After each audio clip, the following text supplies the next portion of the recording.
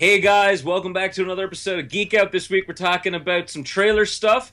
We're going to get some impressions of the new Blackberry phone from Jason as well. We're going to get some impressions of Battlefront from Chris. And we're going to talk about the new Xbox updates. So get ready to geek out.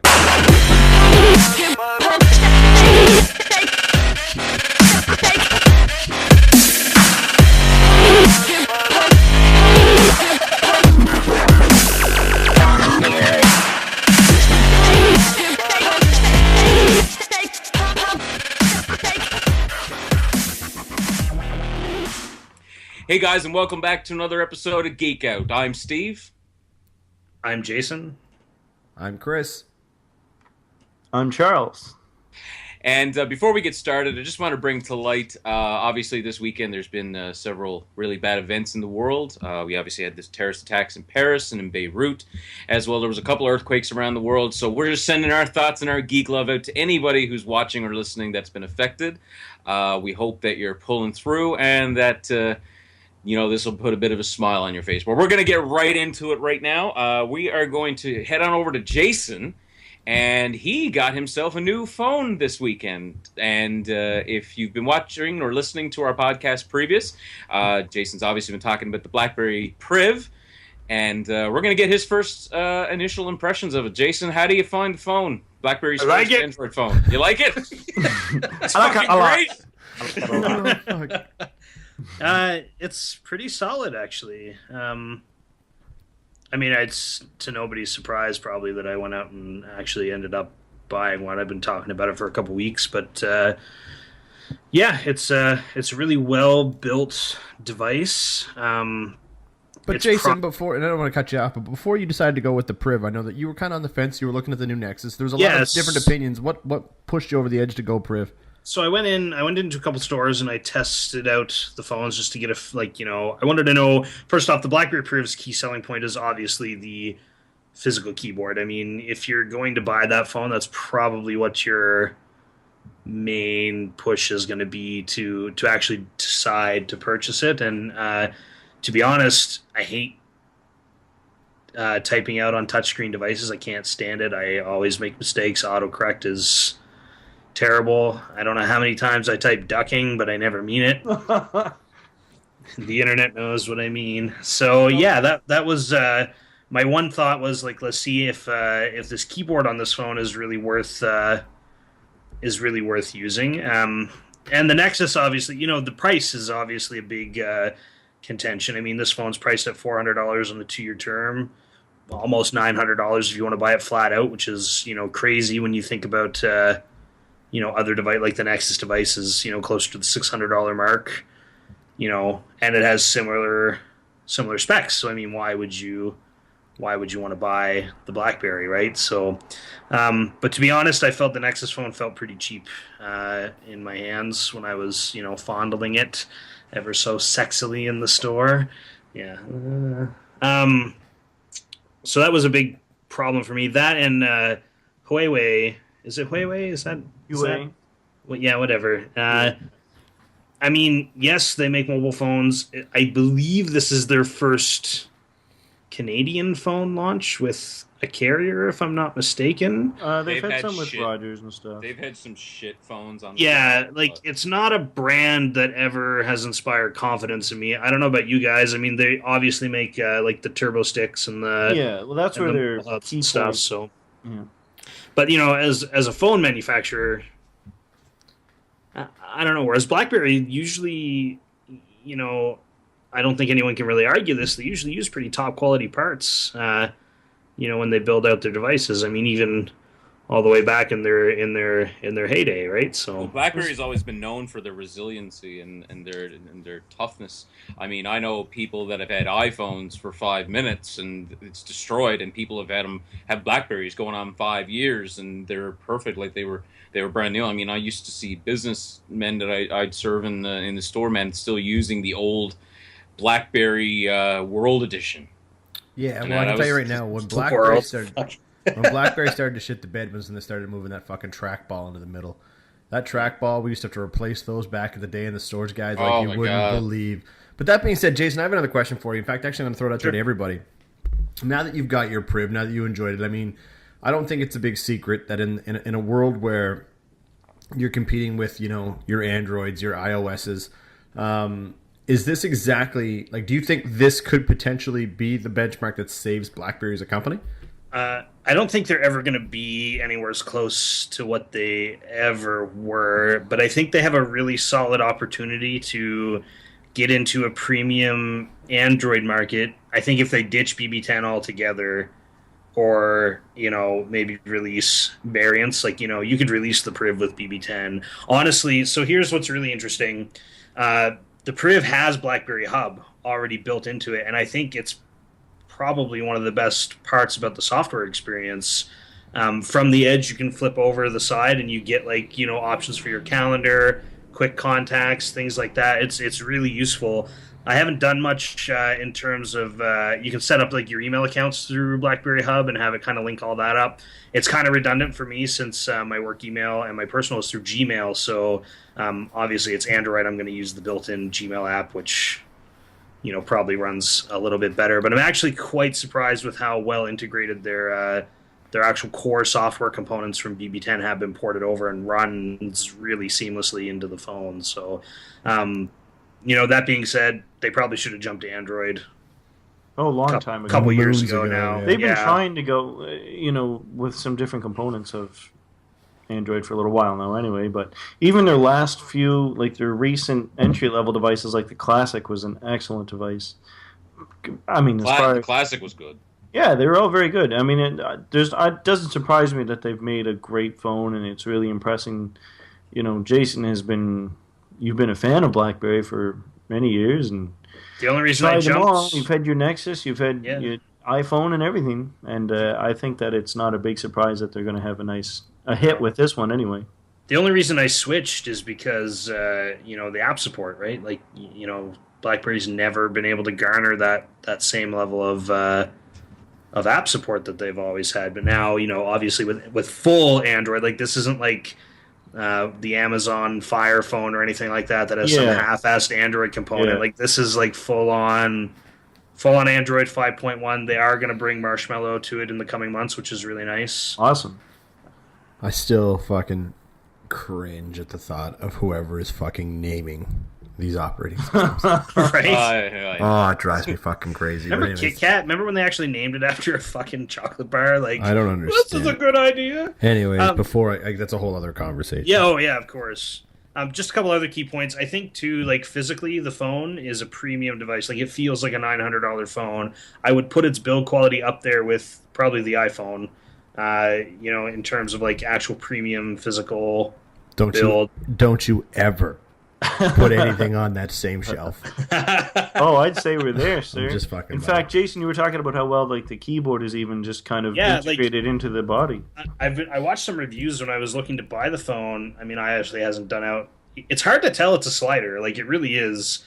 And I saw some reviews where Android Central went out into the public and was like, "Oh, here, try out this phone," and nobody knew it was a slide, and they're like, push it up, and they're like, holy shit, there's a keyboard under here. How big is it with the keyboard open?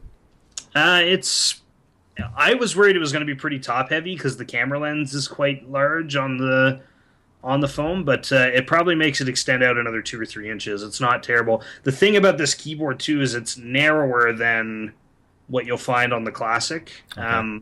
So don't expect to break any typing records with it. That being said, I think BlackBerry's touch keyboard is one of the best in the business. I've never used it before, but it is really cool. It's really nice. So, I'll be the first to admit, as much as I don't like BlackBerry, they have the best touch keyboard. I don't understand how you couldn't like BlackBerry. I mean, I'm not an Android guy. I think you guys know that very clear. I don't think I've made that a secret. But ultimately, as a hardware provider and as a company in general, I've wanted to see BlackBerry succeed from day one. Hardware, I agree. Everything I don't like about BlackBerry is its software.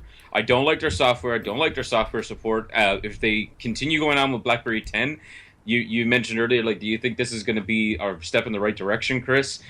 Stick with Android, and yes, it will be. BlackBerry 10 is a horrible operating system. It was horrible from day one. It's still horrible now. That's because they were playing catch-up. I hate it. It was a terrible operating system. BlackBerry's smartest move right now is to be a hardware provider, and bring in Android, BlackBerry mishmash software. Well, So that's Android-based software. Yeah. That's what they have to do. If they keep going in this direction, obviously, what Jason said, it's not going to bring them back to the pedestal that they're at because that time is come and gone. But I believe it would put them on the same level as iOS, Android. It would definitely be it would be running third Android. device. How about this? How about they come in and kind of. It'd be awesome to see somebody go against Samsung and hold a big quality device because Samsung and that I would love LG is a couple. I really think Google should scoop up this opportunity to make BlackBerry like a premium Nexus provider. I think they are. Wholeheartedly. I think it makes 100%. the most sense. My theory is that this is kind of like a test run. It's running native Android with like BlackBerry Hub overlay, but you don't notice it. Like this is pretty much native Android out the get-go with a few little tweaks that I actually think makes Android a better OS in its native form. Like hands down, I think this is probably the best Android smartphone on the market right now, even compared to the Nexus. That being said, if you don't want a physical keyboard, it's probably not the phone for you because it might not be worth that high price point that they're looking at. Well, people are putting out on S5, S6. There's some big. Yeah, like I don't buy the argument that BlackBerry can't pull in the brand recognition that they used to. I think they can. Like they're still a recognized brand. I think it's just and this is the way they're behind the times. I will say one more thing too before we move on. The DTEC security software is the most useless piece of shit on this device. It doesn't do anything other than rates your phone's security rating, but it doesn't stop you from doing anything with the phone. Like any other smartphone, you're only as secure as as you are going to be using it. And a lot of the encryption stuff that they put into the phone have been nullified by what Marshmallow's putting out in Android 6.0. So don't buy this for a security. Like if you're looking for a security phone. So. Oh, well, there you have it, guys. Clearly, it's a half-decent phone, and trust me, if there's anybody that's going to be nitpicky about the phone, it is definitely Jason. So, but when you're talking about the physical keyboard, it's like, I've missed physical keyboard. I was like, all right, Seacrest. I tell you, it's not even...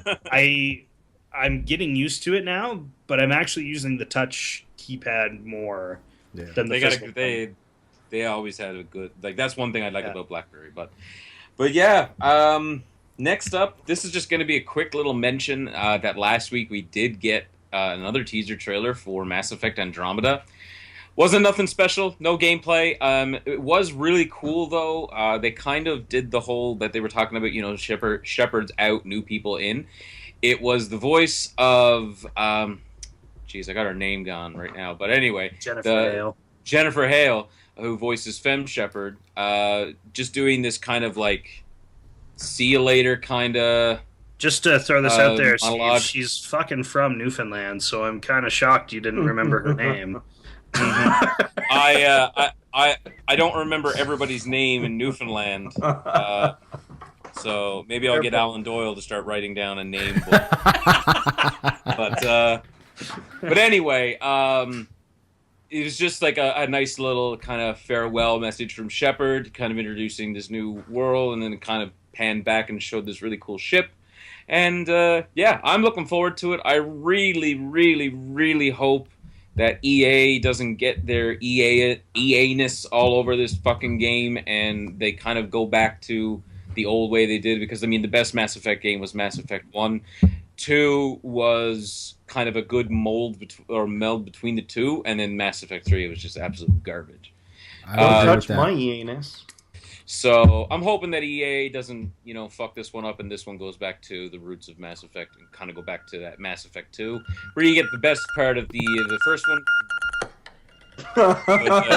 Hey, it's Alan calling you. And the good stuff about Mass Effect 3. Anyway. So yeah, so there's that trailer. I don't know if you guys got any impressions on Mass Effect, if you guys are looking forward to this game. Pretty much what you just said. I don't really care about Mass Effect, but it's our turn to turn on you, Steve. What I will say is, I don't really care about this topic. I will absolutely defend Steve and agree 100% that Mass Effect 3 was absolute shit. It was poop. Poop. Yeah, it was absolute shit. But we're going to move on to another impression of a game this time. Chris, you've been playing Battlefront the past couple days because you're an EA Access member and you get it before all of us. That's a fact, Steve. I have been playing Star Wars Battlefront the last couple days. I got my 10-hour free trial a couple days ago. Ironically, right before the weekend, which was great. I was able to start playing. And I, like a lot of other people, I was very skeptical. I played the beta, thought it was cool. You always see the videos. When you see the YouTube videos of the clips about the game and like the gameplay, you're like, fuck, I gotta have it. I want to play it. Brings back all that fucking hits you right in the feels to be out there on Hoth with your lightsabers and shit. Like, it just, you wanted to be a part of it. But then when the beta came out, I played it and I was like, all right, this is gonna suck. Because literally it was just 20 on 20 in the middle of Hoth. Like, that's literally all it was. So I kind of went into it with undetermined feelings on how I thought it was going to go. Anyways, bottom line is I started playing it and I absolutely love it. Everything. In fact, actually, I was having problems connecting to the EA servers this morning. So I started playing some of the single player stuff they had on there, some of the missions, like the solo missions. And one of the funnest things that I got to do is when they were basically flying through the forest of Endor on a fucking speeder bike, and I was on it, and I was cruising, dodging trees, although I didn't dodge a whole lot of trees. I fucking hit most of them and died. But honestly, I can tell you, overall gameplay, great. Just the easy ins and outs, the transitions when you're playing, even like when you're playing online in the massive 20 on 20 stuff. When you pick up your power up on the side of a hill and all of a sudden, okay, you can morph into an AT-ST walker and let that run around, or you can blink into an X-Wing or a TIE fighter, depending on which side of the balance you're on. Overall, but some of the cool things that I enjoyed, obviously when you're running through and then all of a sudden Darth Vader has entered the map, has run through, and then all of a sudden you're fighting with him. It's really cool. Really impressed in how well it was done. I wasn't sure how it was going to go, but I can tell you right now, I'll definitely give it 2 thumbs up, and I'll probably be picking up a copy. Can't wait. Well, we all know I'm picking up a copy, but Jason's not picking up a copy because money. And I don't know about Mike. I think Mike's kind of on... I'm not poor, you jackass. I just don't think it's worth it. Oh, but like I said, money. The guy just blew fucking like $900 on a cell phone, and you think fucking Battlefront's going to be where the problem is at? Oh, that's great. Hopefully we'll get everybody on. Honestly, it's going to be great. I'm honestly going to say if playing. You guys all pick it up, I'll probably buy it. Like, I probably will. That's true. Jason's a peer pressure kind of guy. Don't forget, this is exactly what happened with goddamn Call of Duty. We're never going to buy it. And then Mike, who hasn't been on for a little while, turns around and says, hey guys, I've been hearing all this amazing stuff. That being said, actually, guys, I was telling Jason... But it is really good. One thing I do want to mention is the person who caved first with Call of Duty was the one person who was dead set against not getting it, and that was you, Charles. Mike was getting it. I was going to get it. And then once Charles and Jason got it, I had no choice. So it was like, fucking, I'm not going to be We all were having a great time. I will tell you. We all knew Mike wasn't going to get it. I will tell you, as soon as Charles sent me the picture of him with his copy in his hand, I was like, fuck. And I whipped out my credit card and just bought it. I decided to purchase Fallout 4, which, by the way, if anybody's ever played Fallout or any Bethesda game, it is fucking amazing. Loving it. It's just, if it's any indication of what the next Elder Scrolls game is going to be like, it's absolutely crazy. But now, one thing we've been getting a lot of indications of, and this is not so much about Star Wars, even though it's Star Wars related. We've been getting a lot of Star Wars trailers. A lot. We've had the 3 main ones, and now we've had like umpteen different trailers from different countries, umpteen different scenes, and whatnot. As a Star Wars fan, obviously I'm pretty happy to see it, but I'm kind of getting to the point right now where, I got a month left to this movie. I don't want to see it anymore. And this is kind of brought up, and this is kind of a question or a statement related, or going towards you guys, just how you feel about this. A lot of people are talking about the oversaturation now of not just Star Wars, but of trailers for big movies.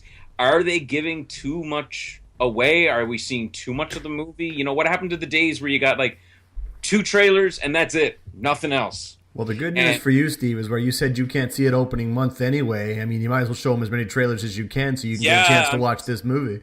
I'm just starting to piece them together, hoping I get the right sequence. And... But no, honestly, I'll sorry to cut anybody off here, guys. I'm just going to chirp in real quick because I do agree with you, Steve. And I actually don't even watch anything else. Like, I've watched the main 3. That's it. That's all. I didn't watch the foreign country trailers. I don't want to see it. I want to enjoy this movie. Basically, like I'm seeing everything for the first time. I try to avoid anything I possibly can because just like the Suicide Squad, there's too many fucking trailers. There's too many TV spots. There's too much shit going on. Stop ruining movies for me. Charles, I'm going to light that goddamn picture on fire. But ultimately, I'm going to tell you, I agree. I think, and I know why they do it. I know it's a hype machine. I know that they're getting everybody fired up. I think it's great, But ultimately, stop fucking ruining it for people. Stop doing it. I don't think they're ruining it. They are ruining it. They're not ruining it. Back in the day, great. Let me see Back in the day, you used to have to watch a trailer on television. You couldn't. There was no YouTube. Feed me. But that's not a problem that's not a problem of the marketing machine. That's a problem of the fact we have the fucking internet and social media. Like we wouldn't see those international trailers back in the day because we wouldn't have access to see them. They wouldn't be put out there for us to watch. And I just want to throw this out there, but it's up to you guys to push play. Which I haven't been doing. Yeah, good. But I'm apparently excited. Steve has, and he's just bitching. I'm not. No, I like seeing the trailers. It's just I'm bringing up the point of oversaturation. You talk about ruining things too. Just a quick side note: I was in Walmart the other day, and the new Terminator movie came out, and right on the fucking cover is John Connor as an adult, and it's anybody who has not seen this movie right now. So this is a spoiler alert. I don't know where we're going with this. If you see we're off script. If you see the front of the cover, it is 100% the biggest point of the movie and the spoiler of the movie that John Connor is himself a Terminator as an adult in the future, and they put it on the fucking cover of the movie.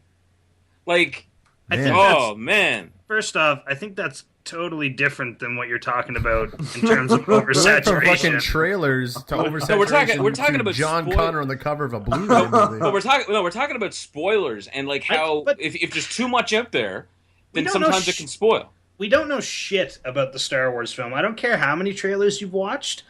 J.J. Abrams is a master of deception with his marketing. Like, we don't know anything for sure. I hope he's been fucking with us the whole time, and it's just 2 hours of lens flare. Like, I really hope that's all it is.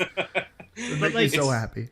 I actually think that this is the most I've ever seen of any J.J. Abrams film in terms of how many trailers have actually been released for this fucking... But of course it is, right? Like, it's fucking Star Wars, man. Like, I'm all excited. Give me the Star Wars. Give me the flares. Let's do this. Like, I agree. Like I said, I don't think it's a secret. We've all got our ticks for the most part.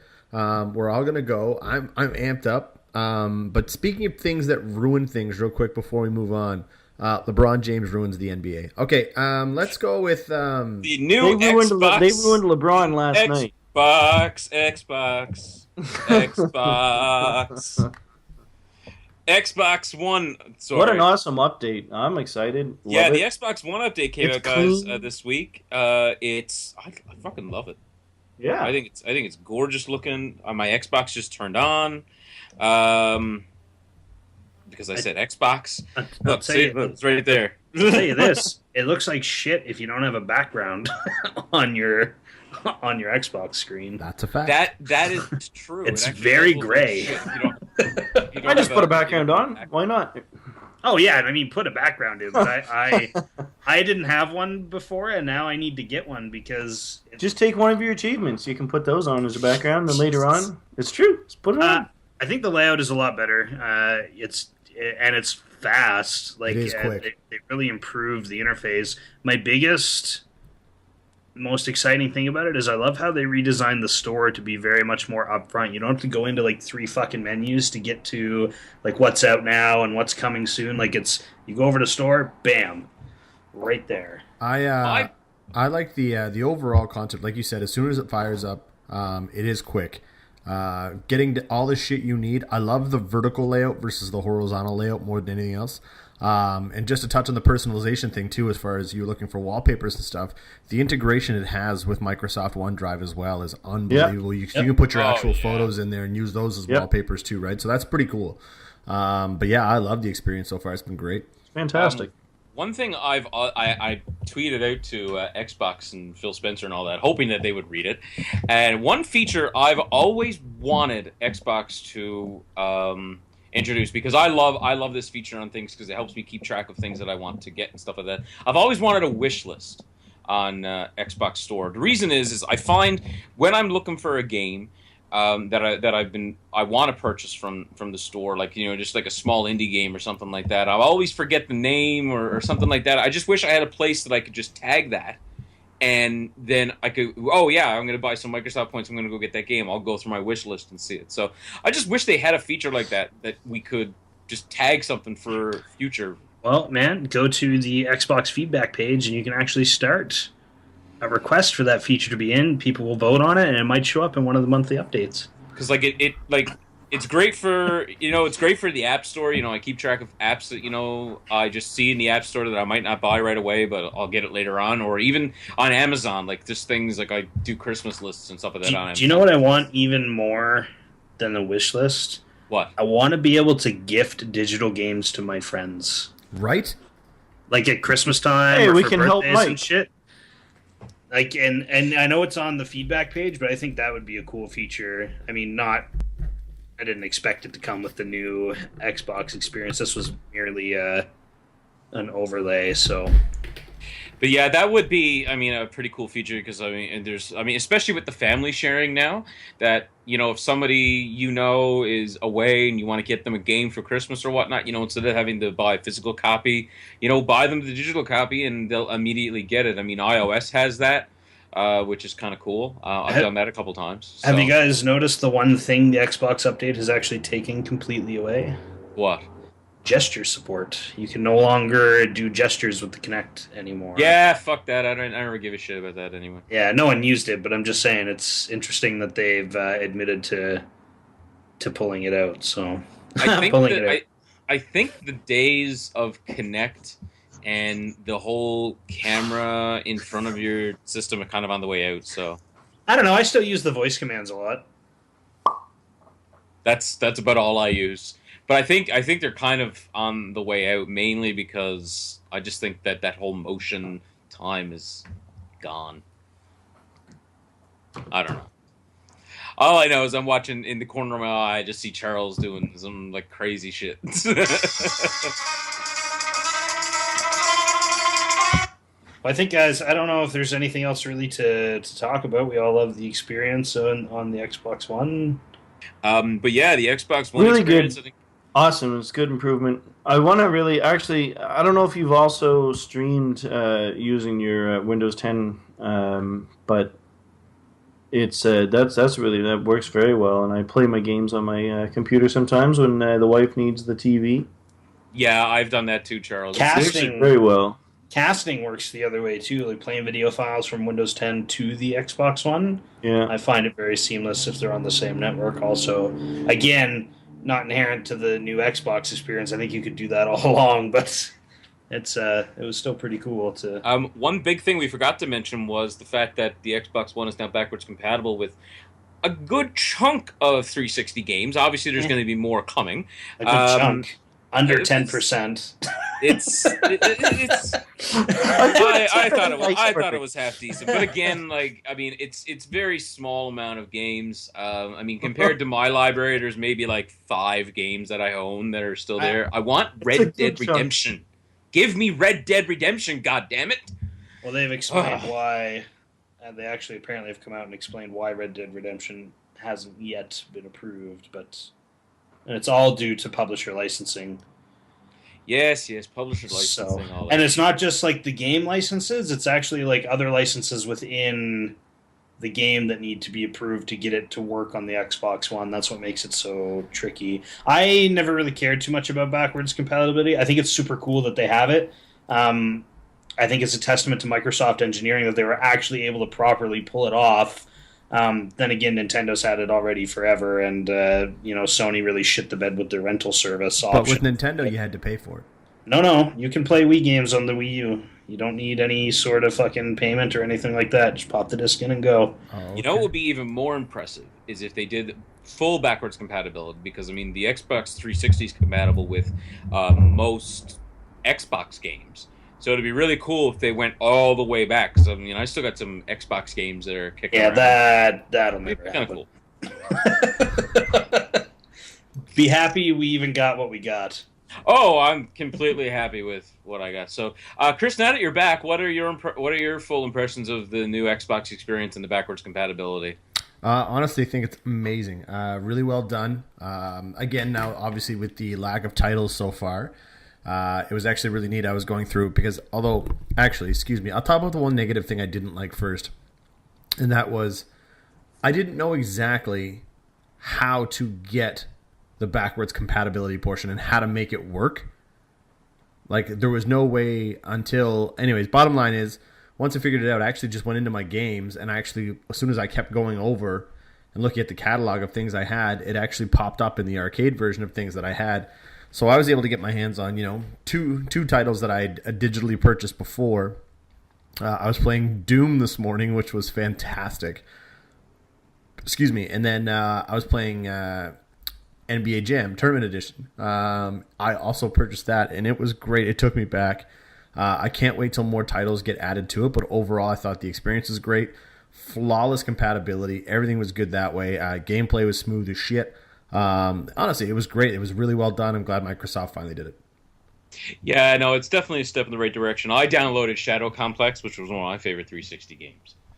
But yeah, guys, tell us down in the comments if you're watching this on YouTube what you think of the nice new update to the Xbox Live system. If you are going to be downloading a lot of your games, or just shit all over Xbox if you don't like them, because that's probably what would happen. You can do that too. If Mike was here, he'd be like, PlayStation 4 is better than everything. No, Mike made it very verbal this morning how excited he was about this backwards compatibility. He's loving it. He was amazing.